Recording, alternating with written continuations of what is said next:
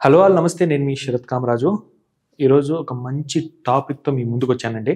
నిజంగా చాలా interesting topic. Video చివరి వరకు చూడండి. చాలా వరకు అందరికి ఇదే డౌట్స్ ఉంటాయి. సో, దాన్ని క్లియర్ చేయాలని నా ఉద్దేశ్యం. బేసిక్‌గా ఏ మూవీ రిలీజ్ అయినా కూడా ఈ మధ్య కాలంలో త్వరగా ఓటీటీలోకి వచ్చేస్తున్నాయి. అంటే థియేటర్ ఆక్యుపెన్సీ చాలా తగ్గిపోతుంది. దీనివల్ల థియేటర్ యాజమాన్యం అంటే ఓనర్స్ కానీ వాళ్ళందరూ చాలా బాధపడుతున్నారు. వాళ్ళు బయటికి చెప్పుకోలేకపోతున్నారు. అది వేరే విషయం. ఎందుకంటే కొంతమంది నాతో పర్సనల్‌గా డిస్కస్ చేసినప్పుడు ఈ టాపిక్ వచ్చింది. అది నేను మీతో షేర్ చేసుకోవాలనుకుంటున్నాను. ఇది ఎందుకు ఇలా జరుగుతుంది?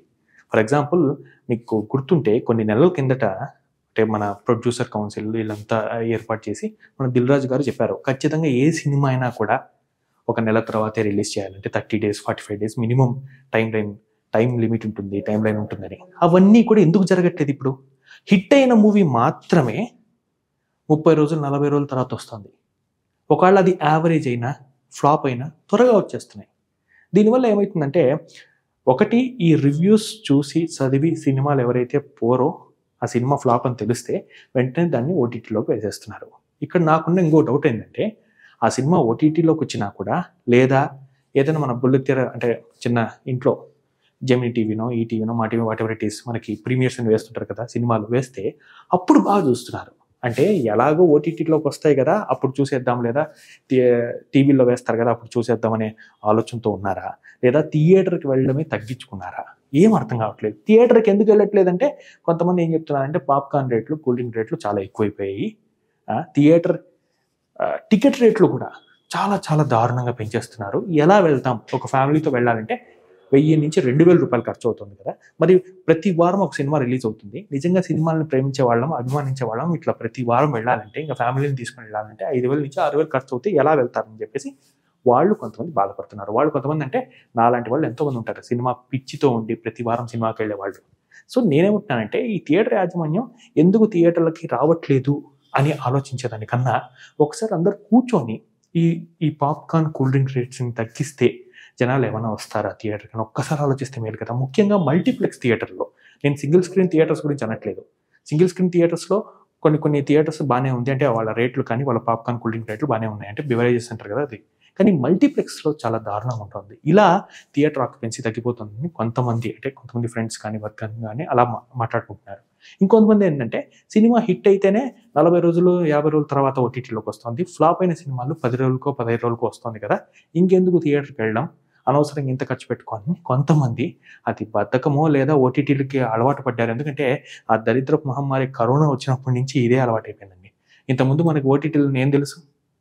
థియేటర్‌లోకెళ్ళి సినిమాలు చూస్తాం. ఒకవేళ థియేటర్‌లో సినిమా మనకి టికెట్లు దొరకలేకపోయినా, ఆ థియేటర్‌లో మనం చూడలేకపోయినా ఖచ్చితంగా ఇంక ఏది గతి లేనట్టు నెలో, 2 నెలల తర్వాత సినిమా టీవీలోకి వేసినప్పుడో లేదా ఓటీటీలో అంటే ఏదైనా కొన్ని ప్లాట్‌ఫార్మ్స్‌లో ఉన్నప్పుడు వెతుక్కొని సినిమాలు చూసేవాళ్ళం. ఇప్పుడు అట్లా కాదు కదా!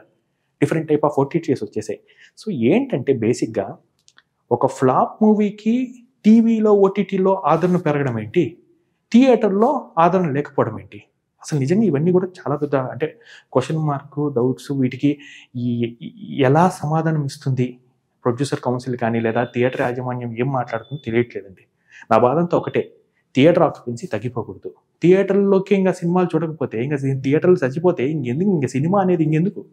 రాను ఓటీటీకి అలవాటు పడి ఇంక ప్రతి ఇంట్లో ఒక చిన్న హోమ్ థియేటర్ లాగా ఏర్పాటు చేసుకొని ఇక ఇంట్లో చూసేద్దామని అనుకుంటున్నారో నాకేం అర్థం కావట్లేదు. ప్లీజ్ దయచేసి థియేటర్‌లని అంటే థియేటర్‌కి వెళ్లి సినిమాలు చూడడం ఎంకరేజ్ చేయండి. థియేటర్‌కి వెళ్ళండి. అట్ ద సేమ్ టైమ్ మనం కూడా ఒక ఫైట్ ఏం చేయాలంటే ఈ సినిమాలకు మనం ఎందుకు వెళ్ళట్లేదనే దానికి మెయిన్ కారణం ఈ రేట్లు కదా! ఈ రేట్ల మీద మనం కూడా ఒకసారి ఒక ఉద్యమం లాగా తెప్పించి అంటే ఇట్లా ట్విట్టర్‌లో ట్వీట్ చేసి ప్రొడ్యూసర్స్ వాళ్ళకి రిక్వెస్ట్ చేసి ఎంత చేస్తే తగ్గుతుందా?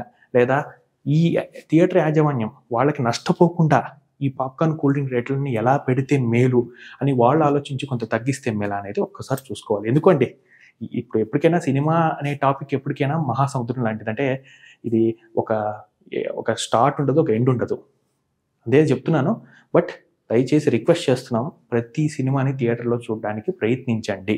ఒకవేళ మీరు మల్టీప్లెక్స్‌లోకి వెళ్ళలేకపోతే సింగిల్ స్క్రీన్ థియేటర్స్ ఖచ్చితంగా ఉన్నాయి.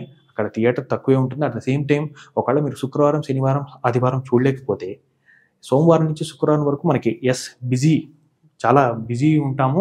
మనకి ఉద్యోగాలు చేస్తుంటాం. మన పనుల్లో బిజీ ఉంటాం. బట్ రాత్రిపూట కానీ సెకండ్ షో కానీ ఫస్ట్ షో కానీ ఇలా షోస్ ఉంటాయి కదా! వాటిలోన వెళ్ళడానికి ట్రై చేయండి. అంతే తప్ప పైరసీని ఎంకరేజ్ చేయొద్దండి. At the same time cinema ఎలాగో ఓటీటీకి వస్తుంది కదా అని సినిమాని చూడకుండా ఉండొద్దండి. It's a request.